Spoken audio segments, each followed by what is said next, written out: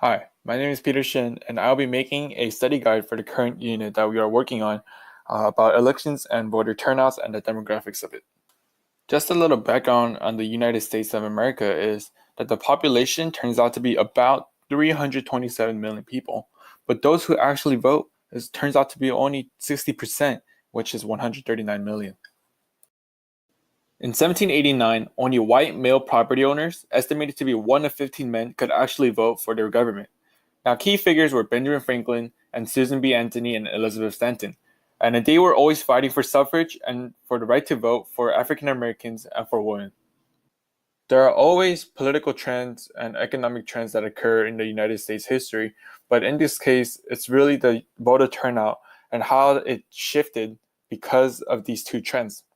Now, the first is the elimination of certain restrictions and the state's power to vote, which is by the federal power.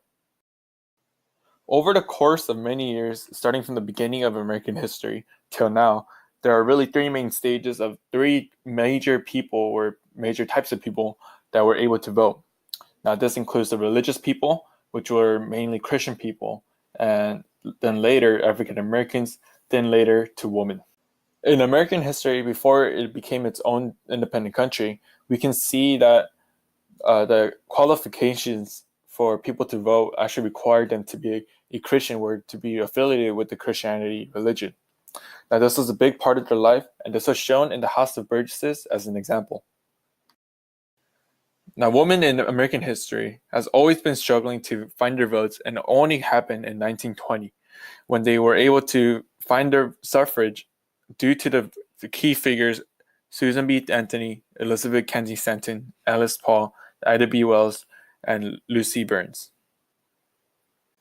African Americans in American history were always disfranchised and became the largest group that were not able to vote for American history.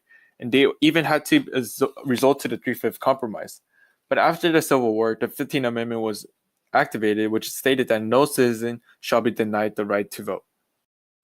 Following the 2016 presidential election and the 2018 midterms, there's the electoral process, which has three goals, which is to describe different methods of nomination, list which a voter may cast their ballot, and how the administration of election can help democracy.